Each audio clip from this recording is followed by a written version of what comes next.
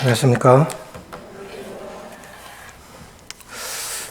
기도해 주셔서 양양교회와 세인동교회 집회 잘 다녀왔습니다. 3주 만에 뵙는데 그 기간이 얼마나 긴지 모르겠어요.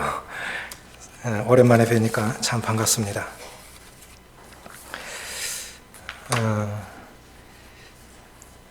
우리가 교회적으로 지금 매주 야고보서를 큐티를 하고 있습니다. 중요한 것은 큐티로 끝나면 안 되겠죠. 그것이 진정한 우리 삶의 변화를 이루어내는 그러한 말씀이 되어졌으면 좋겠는데, 야고보서 1장 2절부터 4절 같이 읽겠습니다.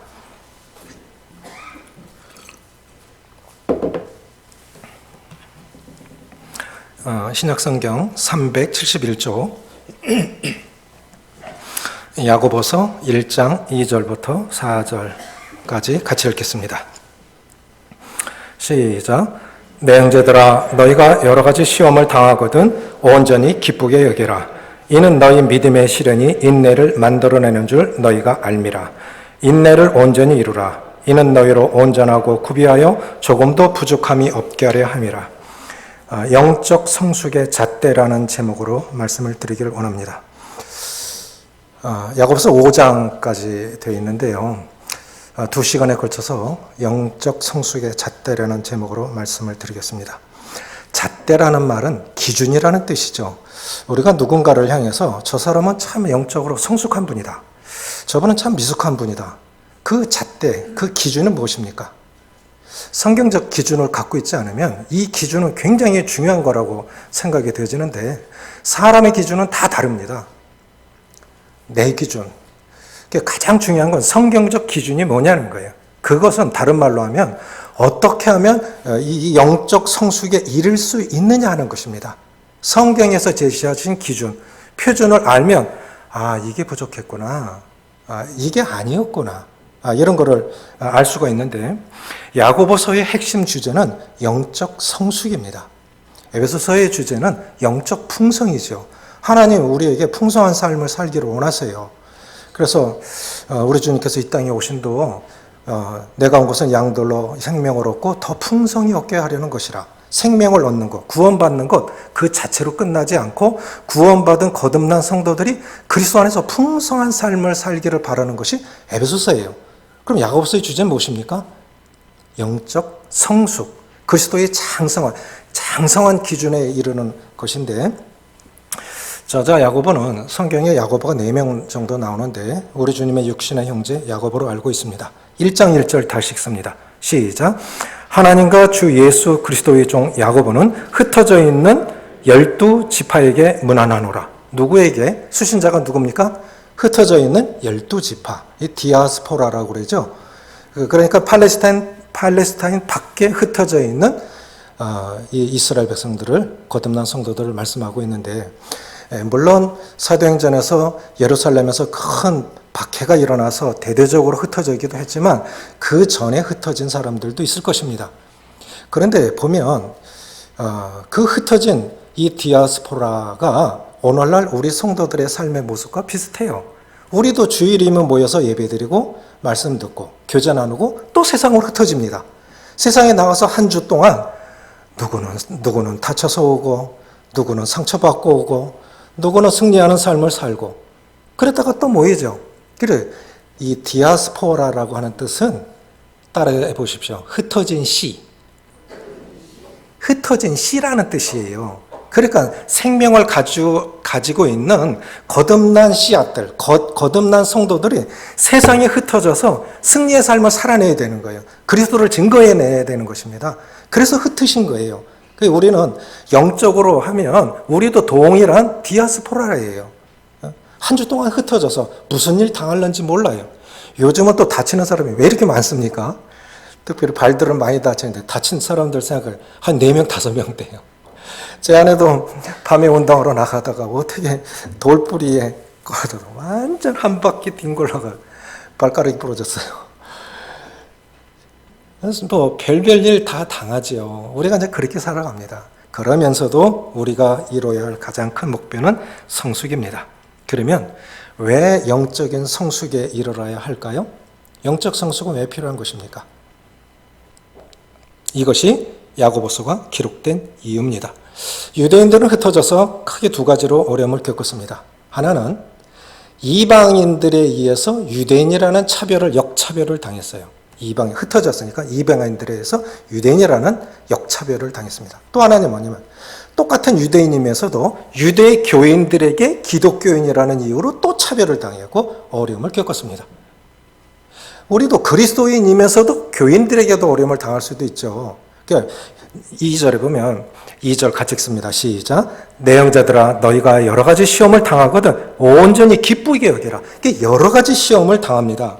그런데 똑같은 일을 당하면서도 누구는 점점 그리스도에게서 멀어져 가고 누군가는 똑같은 일을 당하면서도 점점 멀어져 가고 또 어떤 사람은 점점 그리스도께 다가오는 주님밖에 없어. 하늘의 지혜를 구하고 점점 주님 앞으로 다가오는 사람도 있고 이게 크게 나누면 두 가지 모습으로 나타나는 것 같습니다. 무슨 차이일까요? 똑같은 일을 당했는데 누군가는 점점 멀어져 가고 누군가는 점점 다가와요. 무슨 차이일까요? 이것이 영적 성숙에 이뤄야 할 궁극적 이유입니다. 무슨 차이일까요? 영적 성숙과 미숙의 차이예요. 그래서 인간이 당하는 모든 일들, 그리스도인들이 당하는 모든 일들의 공통된 원인은 영적인 미숙이 있습니다. 평생 아내와 함께 살아가죠. 둘밖에 안 되는데도 토닥토닥거릴 때 있죠. 아직 덜 자라서 그래요. 싸워야 잘하죠. 언제 끝나고 좀 여기서 탁 멈춰서 그렇게 살았으면 좋겠는데 안 될 때 많지요. 성도들하고 왜 그렇습니까? 많지 않은 성도들. 직장인들 수천 명 모이는 거 아닌데 또 관계 속에서 어려움을 당할 수 있잖아요. 왜 그런 것입니까? 그리스도인들이 당하는 실패의 가장 근본적인 원인은 영적 미숙이 있습니다. 이 공통된 원인은 그래서 모든 교회들이 가장 중요하게 여기고 가장 궁극적으로 추구해야 할 근본 목표는 영적 성숙에 각인이 영적 성숙에 이르는 것입니다. 그래서 히브리서에도 그렇게 말씀하고 있고 에베소에서도 말씀하고 있죠. 우리가 다 하나님의 아들 그리스도를 믿는 것과 아는 것에 온전함을 이루어 그리스도의 장성한 분량에 이르리니 다 그렇게 돼야 돼요. 미숙하면 아이가 태어나면 생명, 인격체인 건 맞지만 온전한 인간 노릇 못합니다. 자라야 돼요. 그러니까 뭐냐면 미숙하면 위험해요. 육신적으로 일을 하고 하나님의 뜻을 거스릴 수도 있고 반하는 일들을 할 수도 있습니다. 이 잘 보셔야 돼요. 이 성경과 성경 연결이 되어 있는데 에베소서 3장 11, 12절을 보면 은사를 주신 목적에 대해서 그가 어떤 사람은 사도로, 어떤 사람은 선지자로, 어떤 사람은 복음 전하는 자로, 어떤 사람은 목자와 교사로 주셨으니 이는 성도를 온전하게 하여 그리스도의 몸을 세우려 하심이라. 왜 주신 것입니까? 각양 은사를 그리스도의 몸을 봉사의 일을 하게 하여 그리스도의 몸을 세우려 하게 하셨는데 바로 연결된 13절 연결 구절이 뭐냐면 우리가 다 그리스도를 아는 것과 믿는 일에 하나가 돼요. 그리스도의 장성한 분량에 이르리니. 그러니까 영적으로 성숙해야만 이 은사를 바르게 활용할 수 있다는 거예요. 그렇지 않으면 큰일 낼 수도 있어요. 특별히 직분이 클수록 더더욱 위험합니다. 대통령은 무소불위의 권력을 갖고 있죠. 잘못하면 나라도 마음대로 해요. 그렇죠? 부모는 자녀들에게 어떻겠습니까? 교회는 지도자들이 어떻습니까? 그래서 은사를 활용한다는 건 어떤 면에서 특권일 수도 있지만 굉장한 책임이 따르는 거예요.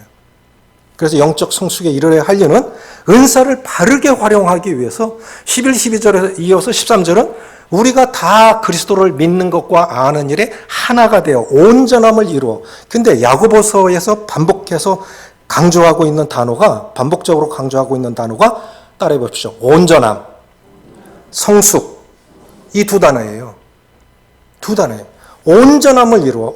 그 온전함이라고 하는 것은 죄가 없는 상태를 의미하는 것이 아닙니다. 죄 없는 사람이 어디 있겠습니까? 온전함이라고 하는 것은 인격적으로나 신앙적으로 성숙해서 어떠한 경우에도 흔들리지 않는 안정된 상태를 말합니다. 흔들릴 수 있어요. 흔들리지 않고 피는 꽃이 어디 있겠어요. 그런데 흔들리는데 오뚜기처럼 그 자리에 탁 서 있는, 7번 넘어졌다가 8번째 일어나는 것처럼 자빠지는 것 같은데 서 있어요. 그게 온전함이라는 거예요. 안 흔들리는 사람이 어디 있겠습니까? 인간인데. 그래서 온전함이라고 하는 것은 죄 없는 상태를 의미하는 것이 아니라 인격적으로나 신앙적으로 안정이 되어서 흔들리지 않는 상태. 결국은 그 자리에 서 있는 거예요. 그 자리에 있어. 그 역할을 하고 있는 거예요. 상황은 변하지 않습니다. 그런데 여전히 그 믿음을 지켜가고 있다면 그분은 성숙한 사람이에요. 극복하는 신앙도 있고요. 인내하는 신앙도 있습니다. 어떤 분은 성숙해서 그 문제를 극복해냈어요. 그것도 성숙한 거예요. 안 변했어요. 아무리 기도해도 안 변해. 여전히 해가 지나고 또 지나도 날이 지나도 안 바뀌는 그 기도 제목 갖고 오늘 주님 앞에 예배드리고 또 말씀 앞에 나온 분들 계십니다. 그게 성숙한 분이에요. 우리의 성숙의 잣대는 무엇입니까? 저는 이것이 참 중요하다고 봐요. 저는 이거는 이뤄내야지. 기도할 때 가끔씩 빠지지 않고 하는 기도가 주님 찬양 가사처럼 삶의 한 절이라도 말 많이 하는 거 아니고 성경 많이 하는 거 아니고 우리가 착각하는 경우 있는데요. 성경을 많이 아는 거를 성숙으로 착각할 때 있어요. 위험한 거예요. 삶의 한 절이라도 주님을 닮기를 원합니다. 삶의 한 절이라도. 그것이 우리의 기도 제목이 되어졌으면 좋겠어요. 우리가 진정으로 신앙생활의 궁극적인 목표는 무엇입니까? 영적 성숙에 이르러서 장성한 분량에 이르러서 정말 주님께서 그 자리에 너를 놓아둔 이유가 바로 그거야. 힘들고 어렵지만 그 자리에서 믿음으로 버텨나가는 거 보면서 성도들이 너 따라갈 거야. 주님 배울 거야. 그런 성도도 있고 어떤 사람은 승리로 주님을 드러내는 사람도 있을 것입니다. 그래서 영적 성숙의 잣대, 다른 말로 하면 영적 성숙에 이르는 길. 오늘은 두 가지만 보겠습니다. 1장과 2장. 1장에서 말씀하시는 건 뭐냐면 고난 가운데서 인내하는 생활의 여부가 영적 성숙의 잣대의 여부예요. 뭐라고요? 고난의 길을 통과하는 모습을 보면 고난의 길을 통과하는 모습을 보면 저 사람이 성숙한 사람인지 미숙한 사람인지가 보인다는 거예요. 자, 3절, 2절부터 4절 다시 읽습니다. 시작. 내 형제들아 너희가 여러 가지 시험을 당하거든 온전히 기쁘게 여기라. 이는 너희 믿음의 시련이 인내를 만들어내는 줄 너희가 알미라. 인내를 온전히 이루라. 이는 너희로 온전하고 구비하여 조금도 부족함이 없게 하라. 여기서 조금도 부족함이요. 이게 성숙입니다. 이것이 성숙이에요. 그런데 내 형제들아 너희가 여러 가지 시험을 만나거든 기쁘게 여기라. 이는 너희 무슨 시련입니까? 믿음의 시련이에요. 그러니까 연단을 목적으로 허락하신 거예요. 시련은 두 가지예요. 하나는 죄를 지어서 유혹받을 때 있어요. 죄를 지어서 유혹받는 거. 그런 경우 있겠지만 또 하나는 뭐냐면 연단을 목적으로 허락한 시련도 고난도 있는 것입니다. 그러니까 여기서 말씀하시는 건 너희 믿음의 시련이 뭘 만들어낸다고요? 인내를 만들어낸 줄 알미라. 어린아이들은 참지 못해요. 배가 고파도 힘들어하고 배가 불러도 힘들어하지요. 아이들은 참지 못해요. 맛있는 밥을 먹을 때도 뜸이 들어야 돼요. 결국은 뭐냐면 성숙했다고 하는 뜻은 다른 말로 하면 따라해보세요. 잘 참는다. 성숙하다고 하는 다른 뜻은 뭐냐면 잘 참는 거예요. 잘 참는 거. 그것은 사랑과 환경에 대해서 잘 참는 거예요. 사랑과 환경에 대해서. 그래서 고린도후서 12장 10절에 보면 사도 바울이 이렇게 고백하고 있습니다. 사도에 표된 것은 그 사도의 특징이 뭐냐? 지도자의 특징이 뭐냐? 성숙하다고 하는 특징이 뭐냐? 사도에 표된 것은 표적과 기사와 능력을 너희 앞에 행한 것이야. 제일 처음에 참음과 표적과 기사와 능력을 너에게 행한 것이라. 우리는 이렇게 해요. 저 사람 훌륭해. 저 사람 뛰어난 사람이야. 뭘 보고? 능력이 있어. 성경. 그러니까 이 잣대가 잘못된 거예요. 거꾸로 된 거예요. 성경의 순서도 중요합니다. 뭘 첫째로 꼽냐면 사도에 표된 것은 참음과 표적과 기사와 능력이라. 능력을 맨 나중에 놨어요. 능력을 맨 나중에 놨습니다. 그러면 무엇이 가장 중요한 것입니까? 참는 거예요. 저는 어미가 여인이 어찌 그 젖 먹는 자식을 잊겠으며 자기 태에서난 아들을 잊겠느냐. 그들은 혹 잊을지라도 나는 너희를 잊지 아니하리라. 이 말씀 때문에 성경이 믿어졌고, 이런 하나님이라면 하나님의 사랑을 어머니 사랑에 빗댔어요. 그래서 하나님 믿을 수 있었어요. 어머니 사랑이 아니었다면 전 지금 살아있지도 않아요. 저희 자녀들 다 그랬을 거예요. 그러니까 우리가 생각하는 잣대와 성경에서 말씀하시는 잣대는 다르다는 거예요. 성경은 무엇을 성숙의 표로 보냐면 참는 거예요. 무단히. 화도 한 번 안 내냐? 그런 사람이 지구상에 어디 있습니까? 그럴 수 있어요. 화낼 수도 있고 실수할 수도 있어요. 그래도 그 자리에 서 있어요. 부단히 참아요. 사람에 대해서, 환경에 대해서. 그런데 이 인내해야, 참아야 성숙한 건데, 이 인내는 어떻게 얻을 수 있는 거냐면 환난을 통해서 배운다는 거예요. 너희가 여러 가지 시험을 당하거든 온전히 기쁘게 여기라. 이는 너희 믿음의 시련이 인내를 만들어낼 줄 알미라. 그러니까 뭐냐면 인내를 못 배웠다는 건, 인내는 환난을 통해서만 배울 수 있어요. 고난을 통해서만 배울 수 있어요. 어느 분이 이렇게 말씀하셨어요. 사도 바울이 내 몸에 그리스도의 흔적을 가졌노라. 이 말이 다르게 말하면 흔적도 고난도 없었던 사람이 어찌 그리스도의 일꾼이었겠습니까? 어른들 보면 참 별별 이야기가 책으로 쓰면 몇 권 나올 정도로 참 사연이 많죠. 그런데 잘 참아냈기 때문에 그때까지 사신 거고, 그랬기 때문에 자녀들 그 자리에 있는 거예요. 아버지가 흔들려 봐요. 어머니가 흔들려 봐요. 없어요. 어제 잠깐 텔레비 동행이라는 걸 보니까 참 기가 막힌 사연들 많대요. 외동 아들인데 어머니가 자기 초등학교 때 목숨을 끊었어요. 아버지 중학교 때 돌아가셨어요. 할머니 밑에서 커요. 그런데 고등학교 때 책을 썼어요. 어머니 스스로 목숨을 끊을 때 자기도 죽고 싶었대. 그런데 생각을 한 거예요. 크면서 꼭 이렇게 해야 되나? 인생이 힘들다고 끊어야 되나? 그런 건가? 그래서 대학 졸업반인데 로스쿨 가려고 하고 있더라고요. 그래서 자기가 추구하고 있는 인간의 궁극적 목적을 법 앞에서 실현하고 싶다. 목표가 뚜렷해졌어요. 많은 사람이 따라요. 그 청년을. 환난이 없으면 인내를 배울 수가 없어요. 고난이 없으면 배울 수가 없어요. 그럼 고난 당하면 다 성숙한 사람일까? 천만에요. 그렇지 않습니다. 시간이 지나면 성숙해졌을까요? 그렇지도 않아요. 이게 뭐냐? 고난을 잘 통과해야 돼요. 고난을 잘 통과해야 돼요. 그러니까 이 시련이 나에게 뭘 가져다 줄 것인가를 목표 삼지 않으면 잘못된 보복, 악감, 나쁜 감정으로 그 시기를 통과할 수도 있다고 하는 것입니다. 왜 이걸 허락하셨을까?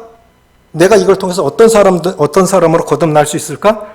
이런 분명한 목적이 없으면 잘못 갈 수 있다고 하는 것이죠. 그러면은 인내하는 생활은 저절로 오는 것일까요? 어떻게 인내하는 생활이 올 수 있을까요? 첫째는 주님을 본삼음으로 가능합니다. 주님의 생애를 또 한 단어로 압축하면 참으신 것 같아요. 히브리서 12장에 보면 믿음의 주여 또 온전케 하시닌 예수를 바라보자. 믿음의 주여 또 온전케 하신 예수를 바라보자. 그는 그 앞에 있는 기쁨을 위하여 십자가를 참으사 부끄러움을 개의치 아니하시더니 하나님 보좌 우편에 앉으셨느니라. 또 연이어서 이는 너희가 피곤하여 낙심하지 않기 위하여 죄인들이 같이 자기에게 거역한 일을 참으신 일을 기억하라. 제자들이 주님 다 앞에만 하고 떠났어요. 한 제자는 주님을 은삼십에 팔아넘겼어요. 하나님신 예배 속에서도 행자님들 고백하셨지만 창조주께서 피조물들에 의해서 모욕을 당하고 침뱉음을 당하고 우리 그런 일 당하면 참을 수 있겠습니까? 똑같은 죄인임에서도 못 참죠. 죄 없으신 주님이 인간에게 침뱉음을 당하고 채찍으로 내리칠 때마다 살점이 뚝뚝 떨어져 나가는 고통 다 참으시고. 왜? 그 길을 가야만 우리의 구원이 될 수 있으니까. 죽으셔야만 구원이 될 수 있으니까 참으신 거 아니에요? 그러니까 자기를 거역한 일을 참으신 일을 생각하라. 그래, 주님이 참으신 거 생각하면 우리는 아무것도 아니잖아요. 그러니까 인간과 인간을 상대적으로 비교하니까 못 참는 거죠. 그렇지 않습니까? 저는 나보다 못한 것 같은데 저러네? 그러니까 못 참는 거예요. 때로는 나보다 더 잘 나가는 것도 못 참겠고. 사촌이 땅에 사면 왜 배가 아파요? 박수 쳐줘야지. 그게 안 되잖아요. 그게 상대적으로 비교를 하니까 이게 어려운 겁니다. 그래서 주님을 본 삼을 때 참을 수 있는 거예요. 또 하나는 뭐냐면 참는다고 참아지는 게 아닙니다. 어려움이 왔을 때 하늘의 지혜를 구하십시오. 너희 중에 누구든지 지혜가 부족하거든 모든 사람에게 후히 주시고 꾸짖지 아니하시는 하나님께 구하라. 그러면 주시리라 그랬잖아요. 어떤 사람은 고난을 당하는데 전체로 변화되지가 않아. 그런데 누군가가 보면 길이 있어. 지혜가 없어요. 많은 경우 우리 삶이 지혜가 없어서 더 어렵게 되는 경우가 많습니다. 맞습니까? 저는 그렇게 봐요. 제가 봐도 그래요. 저 자신도 그렇고 남도 그렇고 경제적으로나 인간관계 속에서의 갈등 문제나 모든 면에서 보면 지혜가 없어. 더 나은 길이 있는데도 불구하고 그러니까 하늘의 지혜를 구해야 되는데 자기 생각으로 살다 보니까 어려워지는 거예요. 안 변해. 안 변하는 거예요. 인내할 수 있는 두 번째 길은 하늘의 지혜를 구하라 하는 것입니다. 세 번째 뭐냐면 믿음으로 구하라. 이거 뭐냐면 고린도전서 10장 13절에 보면 사람이 감당할 시험 밖에는 너에게 허락한 것이 없나니. 허락하셨다면 감당할 수 있으니까 주셨겠지. 감당하지 못하는 거를 한 살짜리 아이에게 이만큼 높은 선반에 바나나 올려놓고 이거 꺼내 먹어. 그걸 먹겠어요? 못 먹겠어요? 하나님 그렇게 안 하신다는 거예요. 내가 감당할 수 있으니까 허락하신 겁니다. 그래서 첫째, 영적 잣대 기준이 첫 번째 뭐냐? 계속 마음에 새기고 설교 끝났다고 잊어버리지 마시고 저도 마음에 새깁니다. 내가 정말 성숙했나? 그 첫 번째 잣대는 뭐냐면 인내입니다. 인내. 내 형제들아 너희가 여러 가지 시험을 당하거든 온전히 기쁘게 여기라. 인내를 온전히 이루라. 이는 너희로 온전하고 구비하여 조금도 부족함이 없게 함이라. 난 얼마큼 참고 있나? 이 인내. 이것이 영적 성숙의 첫 번째 잣대입니다. 두 번째는 뭐냐면 진리를 실천하는 생활이에요. 2장 1절 같이 읽습니다. 시작. 내 형제들아 영광의 주 곧 우리 주 예수 그리스도에 대한 믿음을 너희가 가졌으니 사람을 차별하여 대하지 말라. 성경에서 다 명령이죠. 새 계명을 주노니 서로 사랑하라. 다 명령인데 정도가 달라요. 엄하게 명하노니라고 두 번 말씀하신 적이 있어요. 하나는 뭐냐면 내가 산 자와 죽은 자를 심판하실 하나님을 두고 엄하게 명하노니 너는 말씀을 전파하라. 때를 얻든지 못 얻든지 말씀을 전파하라. 디모데에게 아주 강하게 명령했어요. 그러면 하나님 말씀 전하라는 거예요. 이거의 첫 번째 명령입니다. 엄한 명령. 두 번째는 뭐냐면 사람을 차별하여 대하지 말라고 엄하게 명하셨어요. 그만큼 중요한 거예요. 왜냐하면 차별 없는 사랑이 그리스도를 따르는 증거입니다. 오늘 크리스찬 브레드린이라 부르잖아요. 사람들이 형제라고 그래요. 형제. 저들은 만나면 형제 자매 그래. 저들은 만나면 서로 사랑해. 이것이 형제 사랑, 차별 없는 형제 사랑. 물론 조금의 차이는 있을 수 있겠지만 차별 없이 다가가는 이것이 굉장히 중요한 거예요. 그래서 끼리끼리만 놀아. 저 사람은 참 인간관계가 어려워. 그럼 영적으로 미숙하다는 증거입니다. 사람에게 다가가지를 못해. 그게 미숙한 거예요. 어린아이 보세요. 어른들은 이 사람 저 사람하고 들어간다. 어린아이들은 애들만 있으면 좋아해. 자기 같은 수준에서만 좋아해. 아이들은. 그리고 호불호가 확실히 갈려. 그런데 성인들도 그렇다는 거예요. 성인들도 호불호가 확실히 갈려. 이 사람, 저 사람, 저 사람. 그리고 그 교제권 딱 몇 명만 정해져 있어. 이건 미숙한 겁니다. 인사도 못해. 다가가지도 못해. 풀지도 못해. 미숙한 거예요. 그래갖고 주님의 온전한 교회를 세워갈 수가 없습니다. 우리가 간음의 죄를 짓지 않고 살인의 죄를 짓지 않을지라도 누군가를 차별하여 상대한다면 살인죄와 간음죄와 다를 바 없는 죄를 짓고 사는 거예요. 우리는 그렇게 생각 잘 안 하잖아요. 그건 죄를 짓는 거예요. 왜? 그리스도께서 사랑하신 사람을 사랑하지 못하는 죄. 그건 똑같은 죄인 거예요. 그러면 사람을 차별하여 대하면 안 되는 이유가 무엇이겠습니까? 편견 없는 사랑이 그리스도를 믿고 따르는 증거가 되기 때문입니다.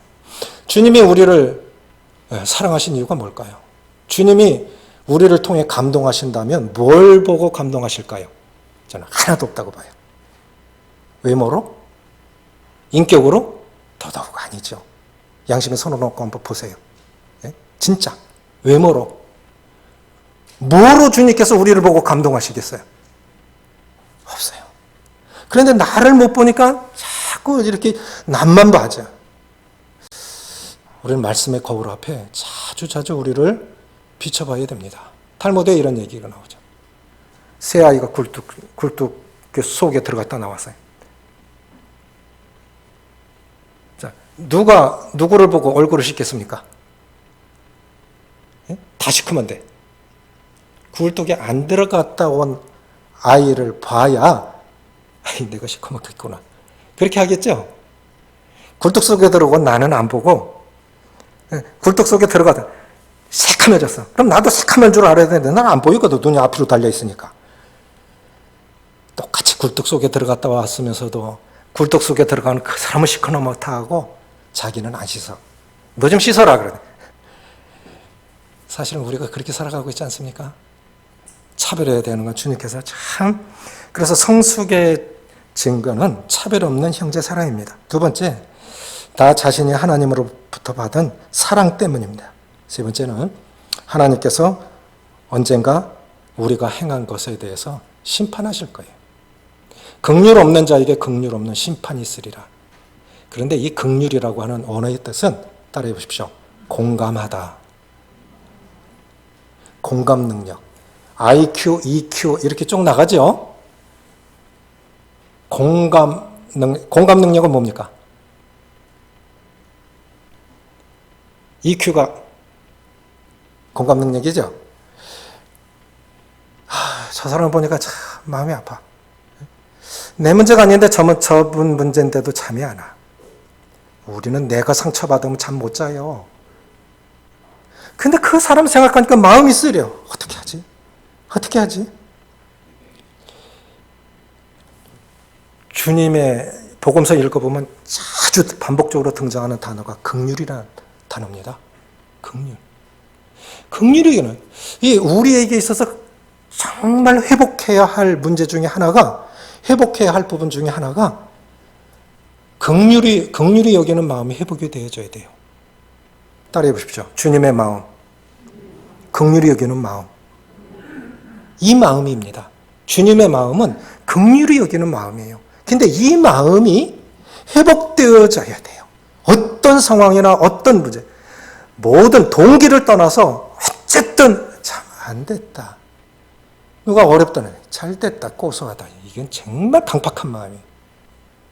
아무리 내가 어려움을 당하고 어려움 준 사람일지라도 어려움을 당하면 참 안 됐다. 그래야 나도 잘못됐을 때 긍휼히 여김을 입을 수 있어요. 내가 그렇게 긍휼히 여기는 마음 없이 살아가면요, 당합니다. 사람이 무엇으로 심든지 그대로 거두리라. 갈라디아서 6장 7절에 무슨 말씀이죠? 무슨 말씀이에요? 긍휼 없는 자에게 긍휼 없는 심판이 있으리라. 그래서 편견 없는 사랑은 그리스도를 믿고 따르는 증거가 되고 또 하나님의 나를 사랑하시는 이유가 되기 때문에, 그리고 우리가 언젠가 우리의 행한 일로 심판을 받을 것이기 때문에 긍휼히 여겨야 됩니다.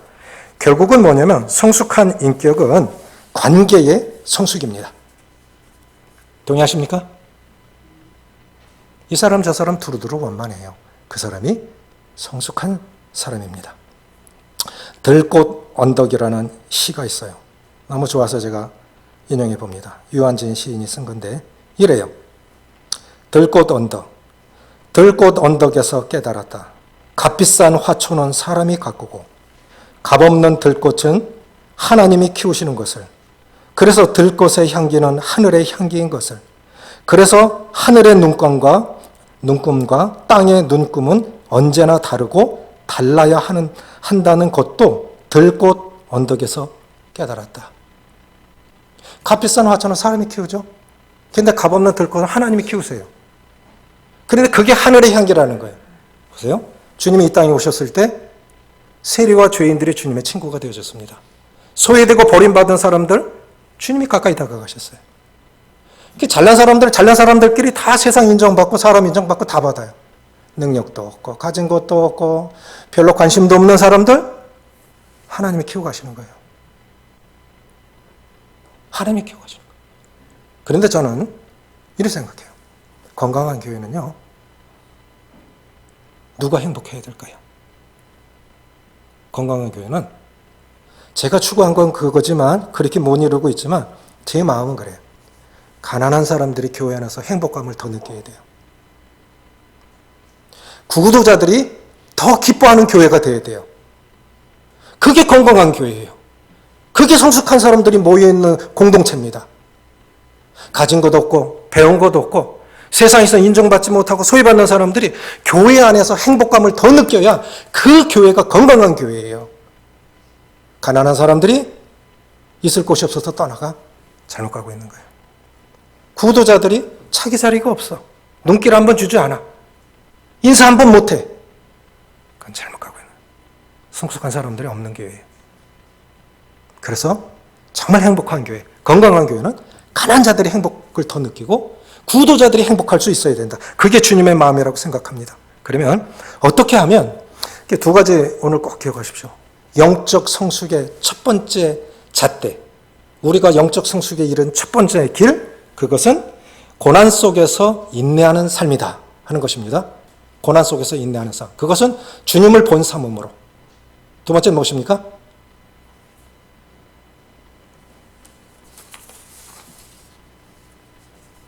하늘의 지혜를 구하고 믿음으로 사는 거죠. 그래서 두 번째는 믿음을 실천하는 것인데, 두 번째 이 진리를 실천하는 생활인데, 진리를 실천하는 생활은 두 가지예요. 하나는 차별 없는 사랑.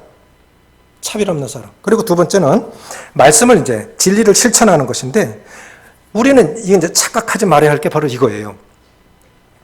아는 것을 믿음이라 생각해요. 아는 것을. 그렇지 않아요. 여기서 말씀하고 있는 것은 2장에서 세 가지 믿음을 말씀하고 있는데, 죽은 믿음, 귀신의 믿음, 참 믿음, 세 가지로 말씀하고 있는데, 죽은 믿음은 뭐냐면 입술만의 믿음입니다. 입술만의 믿음. 자, 가난한 사람이 왔어요. 아픈 사람이 왔어요. 그런데 우리가 참 경건하게 말하죠. 기도하겠습니다 라는 말로 때우는 거예요. 아픈 사람이 있어요. 아마 방문이라도 하고 격려라도 하고 그런 거 없어요. 기도하겠습니다. 참 경건하지요. 그게 경건이 아니라는 거예요. 우린 잘못 살 때 참 많아요. 선교지, 우리 이번에 온라인 바자 했는데 참 잘하신 것 같아요. 참 좋아요. 정말 잘하셨어요. 뭐라도 자기 형편에 맞게 구체적으로 진리를 실천하는 삶이, 그것이 진정한 성숙이라는 것입니다. 삶이 따라가지 않는 건, 우린 입술로요, 죽은 사람도 살릴 수 있습니다. 맞습니까? 말로 뭘 못합니까? 그러니까 입술만의 믿음은 행함이 없는 것은 아이 베지 못한 배하고 똑같아요. 열매를 내야 되는데 없는 거예요. 진리를 실천하는 거예요. 이게 야고보서와 로마서가 서로 상반된 말씀이 아닙니다. 서로 상호 보완적인 말씀이에요. 로마서에서 말씀하고 있는 의의는 뭐냐면 오직 구원은 믿음으로만 구원받을 수 있다라는 것이 로마서입니다. 그런데 야고보서는 뭐냐면 믿음으로만 구원받는 것이 아니라 행함으로 그 믿음이 입증되는 거다라고 하는 것입니다. 이해가십니까? 그러니까 로마서가 뿌리면 야고보서는 열매예요. 먼저는 뭐가 있어야 됩니까? 뿌리가 있어야 돼요. 뿌리가 있으니까 열매가 맺히는 거예요. 그런데 뿌리는 있어. 그런데 열매가 없어. 그건 죽은 믿음이라는 거예요. 거듭난 사람 맞아요. 삶이 안 따라가고 열매가 없다고 그러면 그건 죽은 믿음인 거예요. 두 번째, 귀신의 믿음. 귀신. 우리 주님이 이 땅에 오셨을 때 귀신이 먼저 알아봤어요. 지옥 갈 것도 알아요. 예수님이 심판자라 하시는 것도 알아요. 다 알아요. 그런데 절대로 구원받을 수 없습니다. 타락한 천사는 인격적으로 예수님을 영접할 수 없어요. 구원받을 수 없어요. 그것이 우리와 다른 차이예요. 우리는 타락했음에도 불구하고 구원받을 수 있습니다. 이것이 은혜입니다. 아멘이십니까? 천사들은 절대로 구원받을 수 없어요. 인격적으로 예수님을 영접할 수 없습니다. 그런데 우리는 타락했음에도 불구하고 구원받을 수 있었어요. 주님 은혜죠? 그럼 이제 열매가 나타나야 되는 거예요. 참 믿음은 이제 그 믿음을 삶 속에 실천하는 것입니다. 선행이 행함이 구원의 조건이 아니라 구원의 결과여야 합니다. 야고보에서 말씀하시는 게 바로 그거예요. 그렇게 구원받았으니까. 그런데 너는, 그래, 은혜로 구원받았어. 그런데 너는, 그게 구원이야? 구원받은 사람이 그래? 세 가지 믿음. 입술만의 믿음, 죽은 믿음, 지식만의 믿음, 귀신의 믿음. 귀신들이 갖고 있는 믿음. 우리는 착각할 때 참 많아요. 착각할 때 참 많아요. 그래서 진정으로 소원하는 것은 삶의 한 절이라도 주님 닮고자 애쓰다가 정말 그리스도의 장성한 분량에 이루고 싶은 이것이 신앙생활의 궁극적인 목표여야 합니다. 그래서 이 두 가지를 계속해서 잊지 마시고 저와 함께 실천해 보셨으면 좋겠습니다. 영적 성숙의 잣대 첫째는 뭐냐면 고난 속에서 인내하는 생활. 그것은 고난 속에서 주님의 본을 생각하고 하늘의 지혜를 구하고 약속의 말씀을 믿음으로 가능합니다. 두 번째는 진리를 실천하는 거예요. 한 가지라도 실천하는 거예요. 한 가지. 아침에는 큐티를 하고 저녁에는 반성을 하십시오. 아침에 큐티하고 저녁에 반성이 없으니까 이게 열매가 없는 거예요. 저녁에 오늘 말씀 내가 이루었나? 내가 기도만 하고 있고 실제로 그렇게 살고 있지는 않나? 이렇게 살펴보는 것입니다. 진리를 실천하는 생활 두 가지를 말씀하셨죠. 하나는 차별 없는 형제 사랑, 편견 없는 사랑. 또 하나는 진리의 말씀을 실천하는 거예요.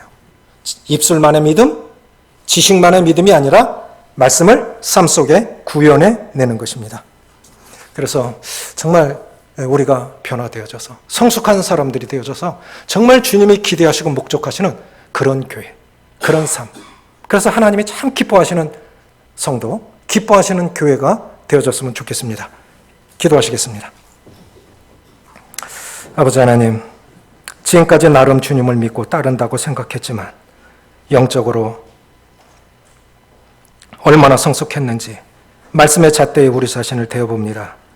인내를 배우라고 고난을 허락하셨는데 실제로 어려움을 당하면 조급함으로 육신의 본성과 습관대로 살고 있지는 않은지, 차별 없는 하나님의 사랑 때문에 구원받을 수 있었는데 정작 우리 자신은 편견을 가지고 다른 사람을 대하고 있지는 않은지, 말만 앞세우고 행함이 없는 죽은 믿음이나 지식을 성숙으로 착각하는 귀신의 믿음은 아닌지 하나님의 말씀의 잣대에 우리 자신을 대어봅니다.